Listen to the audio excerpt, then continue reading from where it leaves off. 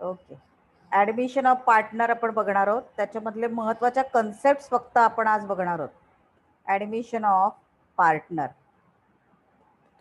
मी आत्ताच सांगितलं नवीन पार्टनर बिझनेसमध्ये का ॲडमिट केला जातो, तर त्याच्यासाठी वेगवेगळी कारणं असतात. तर reason for admission of new पार्टनरमध्ये पहिलं रिझन आहे तर मॉनिटरी बेनिफिटसाठी.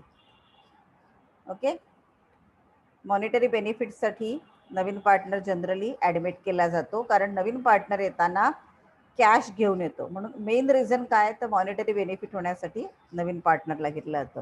कधी कधी काय होतं की एक्झिस्टिंग पार्टनरची डेथ झाली म्हणून त्याचा मुलगा वगैरे सुद्धा नवीन पार्टनर म्हणून आपण ॲडमिट करतो, पण त्याचा विचार आपल्याला इथे करायचा नाहीये. इथे आपण असं करतोय अज्युम की ए आणि बी दोघं जण पार्टनर्स आहेत. बघा, A and B are partners.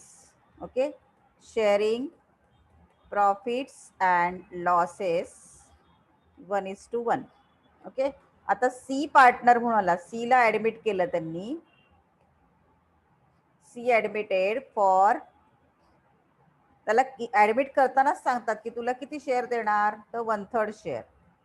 Okay, so now partners कोण झाले, A B and C are now partners. आणि त्यांचा रेशो काय येईल आता, 1:1 या रेशोमध्ये ते शेअर करतील. लक्षात येते, इथे आपण इक्वलचाच अर्थ धरलाय. जसं जसे प्रॉब्लेम्स आपण करणार तसं तुम्हाला कळेल की वेगळं काय करायचं असतं. आता आपण गुडविल बद्दल बोलत होतो.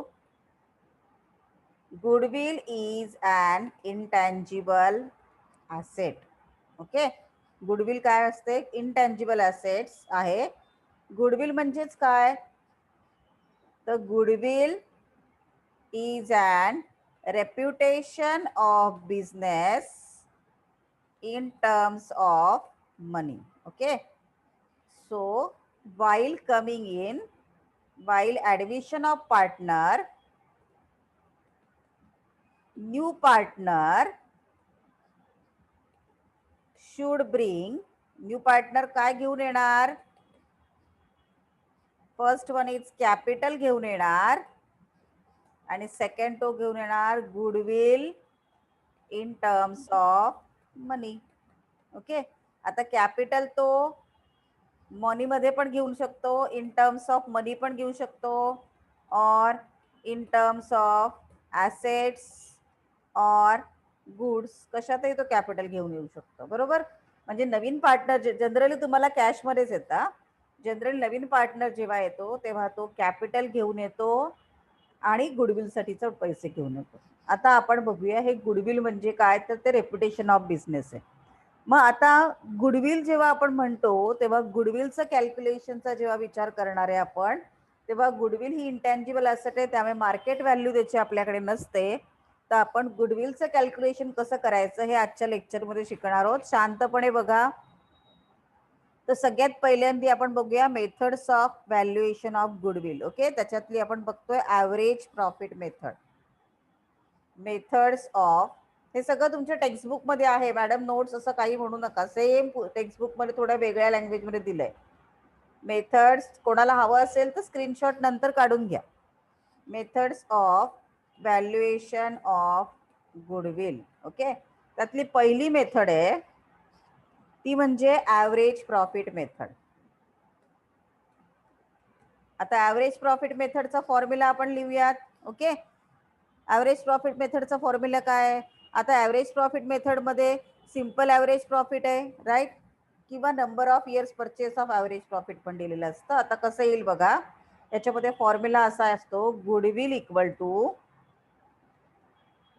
Average profit into number of years purchase. हा फॉर्म्युला आहे. हा, goodwill equal to average profit into number of years purchase. आता समजा नंबर ऑफ इयर्स परचेस दिलेलं नसेल तर गुडविल इक्वल टू काय येणार, ॲव्हरेज प्रॉफिट. आता कुठल्याही गोष्टीचा ॲव्हरेज कसा काढायचा हे तुम्हाला सगळ्यांना छान माहिती आहे. ॲव्हरेज प्रॉफिट इक्वल टू, कसं काढतो एखाद्या गोष्टीचा ॲव्हरेज सांगा बरं. आपण अनम्यूटच आहात ना सगळे,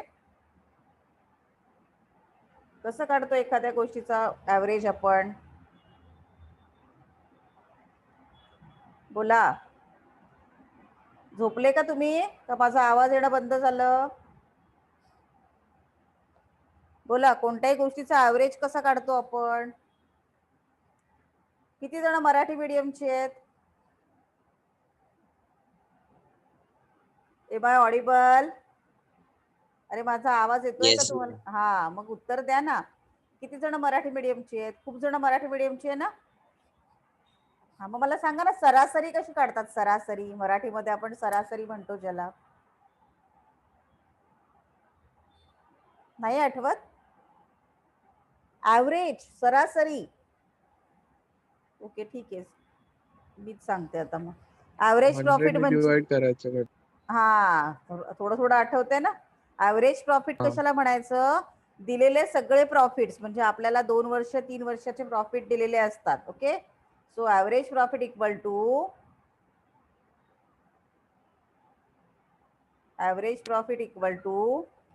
total profit divided by number of years. हा फॉर्म्युला आहे. हा, divided by number of years, जितक्या वर्षाचे प्रॉफिट दिलेले आहेत ते. Okay, so average profit equal to total profit divided by number of years. Okay, so average profit equal to total profit divided by number of years. Okay, आता total profit कसा काढायचा? मग एक एक स्टेप आपण उलट उलट जातोय, बरोबर. आता टोटल प्रॉफिट आपल्याला काढता आला पाहिजे की नाही? ओके, बघा आता आता टोटल प्रॉफिट काढायचं आहे की नाही आपल्याला? मग टोटल प्रॉफिट कसा काढतो आपण? टोटल प्रॉफिट इक्वल टू जो काही प्रॉफिट दिलाय, राईट, प्रॉफिट गिवन, राईट, 1 वर्षाचा, 2 वर्षाचा, राईट, ते सगळे प्रॉफिट ऍड करायचे. Profit given for number of years, आणि त्या इयर पैकी एखाद्यामध्ये लॉस असेल तर लॉस गिवन, तो लॉस काय करायचा? त्याच्यातनं मायनस करायचा, तर आपल्याला मिळतात टोटल प्रॉफिट. ही झाली पहिली मेथड. व्हॅल्युएशन ऑफ गुडविलची कोणती मेथड आहे? ही पहिली मेथड आहे. दुसरी मेथड आपण बघूया. आधी फॉर्म्युले बघून घ्या, आपण छोटे छोटे सम्स नंतर याच्यावर बघूयात. जनरली याच्यावरती तुम्हाला प्रश्न फिल इन द ब्लँक्स मध्ये जास्त वेळेला येतो. हा, म्हणजे ऍव्हरेज प्रॉफिट मेथडचा फॉर्म्युला, टोटल प्रॉफिट कसा असतो, ऍव्हरेज प्रॉफिट कसा कॅल्क्युलेट करतात. The second method of valuation of goodwill is super profit method. Super profit method. Okay, as the name suggested. आता गुडविलचा फॉर्म्युला इकडे काय येईल बघा? Goodwill equal to super profit into number of years purchase. आता number of years purchase दिलेलं नसेल तर काय करायचं? नंबर ऑफ इयर्स परचेस दिलेलं नसेल तर ते घ्यायचं नाही. मग गुडविल इक्वल टू काय येणार? सुपर प्रॉफिट येणार, बरोबर. मग आता आपण बघूया सुपर प्रॉफिट कसं काढायचं. हा, एक एक स्टेप खाली. नंबर ऑफ इयर्स परचेस असेल तर दिलेलंच असतं, पण आपल्याला सुपर प्रॉफिट कॅल्क्युलेट करायला लागतो. मग आपण सुपर प्रॉफिटचा फॉर्म्युला बघूया. फक्त फॉर्म्युले बघा, आपण हे छोटे छोटे सम बघूया इथे. सुपर प्रॉफिट इक्वल टू काय येईल बघा? Average profit minus normal profit. Average profit minus normal profit. आता ऍव्हरेज प्रॉफिट तुम्हाला काढता येतो का? बघा, पहिल्या फॉर्म्युल्यामध्ये दिलाय की नाही? दिलाय ना, म्हणजे ऍव्हरेज प्रॉफिट येस तुम्हाला मॅम. काढता येतो. मग आता राहिलं काय? तर नॉर्मल प्रॉफिट. ओके, याच्यावर छोटस तुम्हाला फिल इन द ब्लँक्स किंवा असं येऊ शकतं, किंवा प्रॉब्लेम मध्ये वापरायला लागू शकतं. आता नॉर्मल प्रॉफिट कसा कॅल्क्युलेट करतात बघा? Normal profit equal to capital employed multiply by normal rate of return. Okay, आता यातला जो नॉर्मल रेट ऑफ रिटर्न असतो ना, तो तुम्हाला प्रॉब्लेम मध्ये दिलेला असतो. आपलं डोकं स्वतःच काही लावायचं नाहीये. ओके, पण मग कॅपिटल एम्प्लॉईड कसं काढायचं? कॅपिटल एम्प्लॉईड आपण कसं काढतो? तर आपल्याकडे ज्या ऍसेट्स दिलेल्या आहेत किंवा आपली ज्या लायबिलिटीज आहे कॅपिटल मध्ये दिले आहेत की नाही, तर त्याच्यामध्ये लायबिलिटीज मध्ये आउटसाइड लायबिलिटीज म्हणजे पार्टनर्सचं कॅपिटल आणि रिझर्व्ह सरप्लस याची जर टोटल केली तर आपल्याला मिळतं कॅपिटल एम्प्लॉईड. पण मोस्ट ऑफ द सम मध्ये तुम्हाला कॅपिटल एम्प्लॉईड सुद्धा काढून दिलेलं असतं. कॅपिटल एम्प्लॉईड कसं काढायचं हे मी तुम्हाला प्रॉब्लेम प्रमाणे शिकवेल, त्याची तुम्ही काळजी करू नका. एक्झाम मध्ये तुम्हाला जनरली एवढं विचारलं जातं आणि जर तुम्हाला कॅल्क्युलेशन करायला आलंच तर कॅपिटल एम्प्लॉईडची अमाऊंट तुम्हाला दिलेली असते, तुम्हाला टेन्शन घ्यायची जरूर नाही. नंतर मी तुम्हाला प्रॉब्लेम करताना दाखवेन की कॅपिटल एम्प्लॉईड कसं घ्यायचं. ओके, बॅलन्स शीट वरनं घ्यायचं असतं ते ऍक्च्युली. हा, हे समजले का फॉर्म्युले दोन्ही? मी 2 मिनिटं वेळ देते, बघा आणि मग आपण याच्यावरती छोटस सम्स करूयात.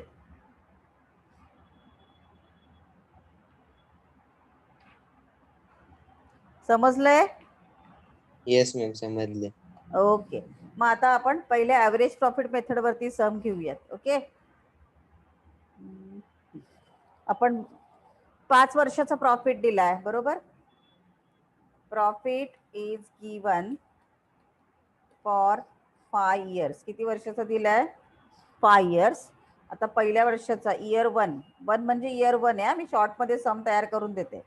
पहिल्या वर्षीचा 10,000, दुसऱ्या वर्षीचा प्रॉफिट होता 15,000, तिसऱ्या वर्षीचा प्रॉफिट होता 20,000. ओके, चौथ्या वर्षीचा प्रॉफिट 3,20,000 नाहीये बरं का, नाही तर 3,20,000 घ्याल. फोर्थ इयरचा प्रॉफिट होता 25,000. ओके, बघा किती होतात? 30. ओके, आणि फिफ्थ इयरचा प्रॉफिट होता परत 20,000 झाला. 5 वर्षाचा प्रॉफिट दिला होता. आता आपल्याला कॅल्क्युलेट करायला सांगितलंय. Goodwill equal, calculate goodwill on 2 years purchase of average profit. हा प्रॉब्लेम आहे. ओके, त्याच्यापेक्षा जास्त मोठा प्रॉब्लेम नसतो याच्यात काही. आता बघा किती इयर्स परचेस सांगितलंय?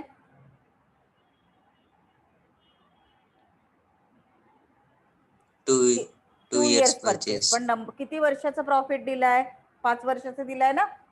मग आपण आपली ही मेथड आहे की नाही, ही अशीच्या अशी कॉपी करते मी. बघा कसं येणार. इथे कुठेच लॉस नाहीये. हा, goodwill equal to average profit into number of years purchase. किती इयर्स परचेस म्हटलंय? इथे किती येणार मग? 2. कळतंय? मी फॉर्म्युल्यात फक्त अमाऊंट टाकते. आता ॲव्हरेज प्रॉफिट इक्वल टू च्या ऐवजी उलटीकडनं जा. बघा, टोटल प्रॉफिट म्हणजे profit given for number of years minus loss given. आता याच्यामध्ये आपल्याला लॉस तर नाहीये, मग प्रॉफिटची टोटल करा.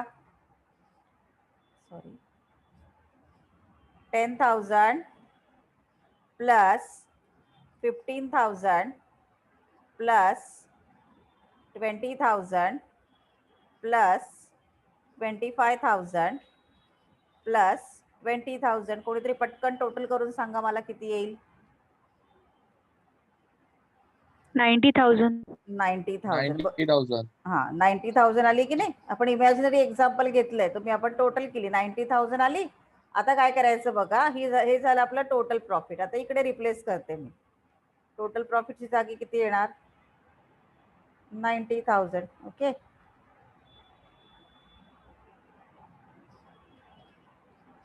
आणि किती इयर्स आहेत? किती वर्षाचा प्रॉफिट दिला होता? परचेस नाही, किती वर्षाचा प्रॉफिट दिला? टोटल 5 वर्षाचा दिलाय की नाही? किती वर्षाचा प्रॉफिट दिलाय? 5 5 वर्षाचा. वर्ष. म्हणून divided by 5.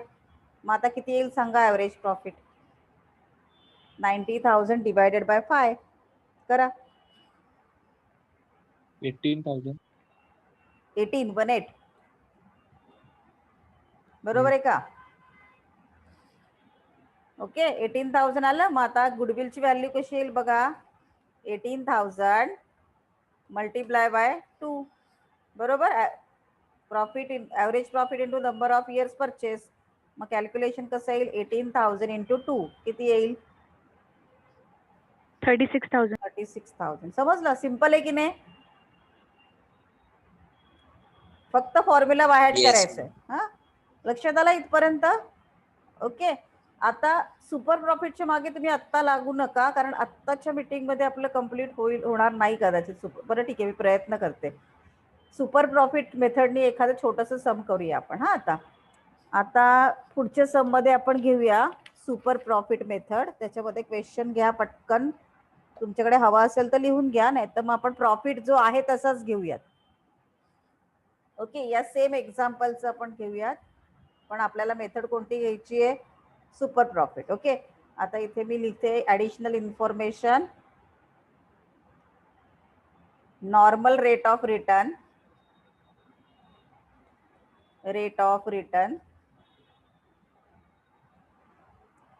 normal rate of return is given 10%. Okay, and capital employed is, बघा आता कॅपिटल एम्प्लॉईड इज ₹1 लाख असं दिलेलं आहे तुम्हाला याच प्रॉब्लेम मध्ये. आता तुम्ही ॲव्हरेज प्रॉफिट तर काढलेलं आहे, बरोबर. Calculate goodwill 2 years purchase of average profit हे पहिलं होतं. आता ह्याच्यातच मी ऍड करते calculate goodwill on 3 years purchase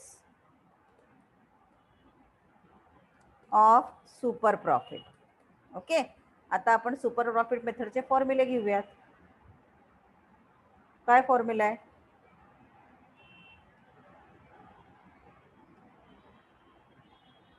okay, goodwill equal to super profit into number of years purchase. आता सुपर प्रॉफिट आपल्याला कॅल्क्युलेट करायचं आहे, पण नंबर ऑफ इयर्स परचेस दिलेले आहेत. किती इयर्स परचेस सांगितले आपल्याला सुपर प्रॉफिटसाठी? 3 years परचेस, म्हणून मी इकडे 3 टाकलं. आता बघा, goodwill equal to average profit minus normal profit. Average profit आपण ऑलरेडी कॅल्क्युलेट केला ना. किती ॲव्हरेज प्रॉफिट? वरती बघा प्रॉब्लेम मध्ये, आन्सर द्या कोणीतरी मला. ॲव्हरेज प्रॉफिट आपण ऑलरेडी कॅल्क्युलेट केलाय. 18,000. हा, बरोबर, 18,000. ओके, नॉर्मल प्रॉफिट माहित नाहीये, मायनस. ओके, आता आपण कॅपिटल एम्प्लॉईड मात्र दिलेलं आहे की नाही तुम्हाला? मग कॅपिटल एम्प्लॉईड किती दिलंय तुम्हाला? 1 लाख दिलंय बघा. आणि नॉर्मल रेट ऑफ रिटर्न किती दिलाय? किती दिलाय बघा? नॉर्मल रेट ऑफ रिटर्न दिलाय 10%. मग 1 लाख इंटू 10%. मग 1 लाखच्या 10% किती लोकांना काढता येतं रे? 10% काढायचं म्हणजे फक्त एक 0 कट करायचा, हो ना. 1 lakh into 10 Yes. Divided by 100 किती येणार? 10,000. Very good, 10. 10,000 आलं की नाही आपल्याकडे? आता बघा मग super profit equal to 18,000 minus 10,000 किती येणार? 8,000. आता goodwill equal to 8,000. Super profit आहे आपला 8,000 इंटू 3 दॅट इज इक्वल टू 24,000. समजलं? आता कोणाला स्क्रीनशॉट काढायचे असतील तर काढून घ्या. पहिल्यापासून घेऊ का? मीटिंग संपत आलेलीच आहे अशी. नाही मॅम, तो फक्त सम. हा चालेल, वरतून घ्या. हा, एक एक स्क्रीनशॉट काढायचे असतील तर काढून घ्या तुम्ही. मग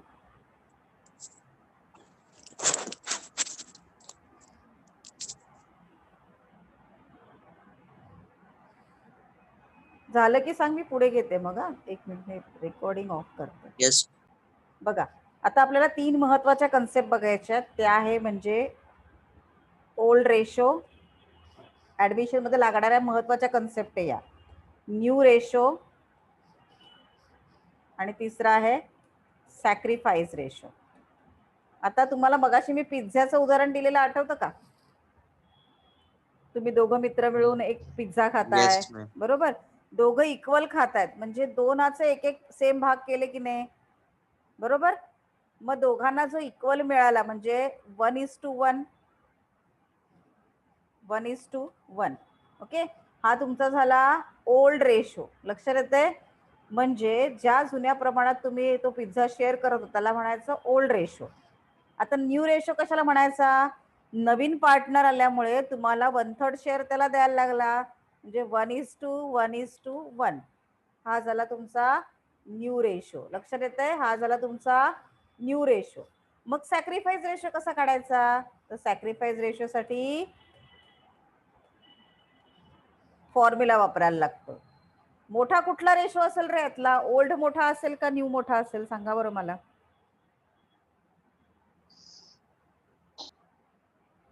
मोठा Old. रेशो कोणता असेल, न्यू की ओल्ड? Old. हा, ओल्ड, बरोबर ना. नवीन पार्टनर येण्याच्या आधी तुम्हाला जास्त पिझ्झा खायला मिळत होता की नाही? बरोबर, म्हणजे ओल्ड रेशो मोठा असतो की नाही. मग आपल्याला काय करायला लागेल इथे? फॉर्म्युला बघा काय. ओल्ड रेशो, थोडं स्क्रोल करते मी, दिसत नाही. Old ratio minus new ratio. Old ratio minus new ratio कसा काढायचा? सॅक्रिफाईस रेशो कळलं? त्याचा वापर कुठे करायचा ते मी Yes. शिकवेन तुम्हाला. हा, पण आता तुम्हाला अजून एक प्रश्न विचारते मी. आपण इथे अज्युम केलं की आपण पिझ्झ्याचे 3 भाग केले, करेक्ट, आणि त्यातला एक भाग त्याला देऊन टाकला. पण आता पिझ्झा परफेक्टली सर्कल मध्ये आहे, त्याचे 3 पार्ट करणं शक्य आहे खरे इमिजिएटली, इझिली? No. नाही ना. मग आपण जे म्हणतोय नाही. की 1/3 त्याला दिलं, ते कसं काय पॉसिबल होणार? मग याचा अर्थ काय आहे की दोघं जण सेम सेम सॅक्रिफाईस नाही करू शकत, बरोबर. मग जो पार्टी देणारा मित्र असेल तो काय म्हणणार की अरे नाही नाही, तुम्ही आज होस्ट आहे, माझ्यातला शेअर जास्त मी देतो, तू थोडंसंच दे त्याला. Got it? काय बोलते मी, समजतंय तुम्हाला? लक्षात येतंय? मग अशा वेळेला काय हा. होतं की प्रत्येक जण आपापला शेअर समोरच्याला येणाऱ्याला किती द्यायचं ह्याच्यावर अवलंबून आहे. तसं आता तो तिसरा आलेला पार्टनर आहे किंवा तिसरा आलेला माणूस आहे, तो म्हणाला नाही नाही रे, मी आत्ताच जेवून आलोय, मला एक जस्ट छोटासा पीस दे, एवढी काही गरज नाही द्यायची. आता ह्याचा अर्थ काय झाला की त्याला मुळात नकोच आहे ना 1/3. मग त्याला किती हवंय याचा विचार करून आपल्याला कॅल्क्युलेशन करायला लागतं. तर मग आपण आता बघूया की न्यू हे कसं काढायचं, आपल्याला सॅक्रिफाईस कसं करतो ते आपण काढतो, किंवा न्यू रेशो कसा काढायचा. ओके, त्याला दिल्यानंतर आता कसं येईल बघा. आधी आपल्याला काढायला लागतो बॅलन्स शेअर. कसं काढायचं बघा.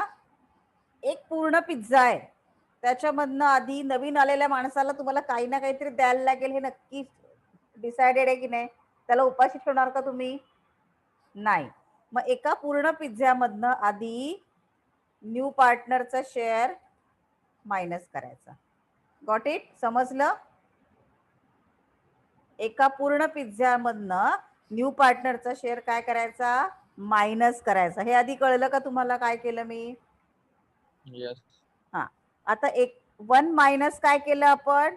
Share given to new partner. आता ओल्ड पार्टनरचा न्यू रेशो कसा काढायचा बघा. New ratio equal to, new रेशोचा कॅल्क्युलेशनचा फॉर्म्युला आहे बघा, old ratio multiply by balance share. That's it. हा न्यू रेशोचा फॉर्म्युला आहे. Got it? हे लिहून घ्या, मग आपण पुढच्या मीटिंगला उरलेलं कंटिन्यू करूया.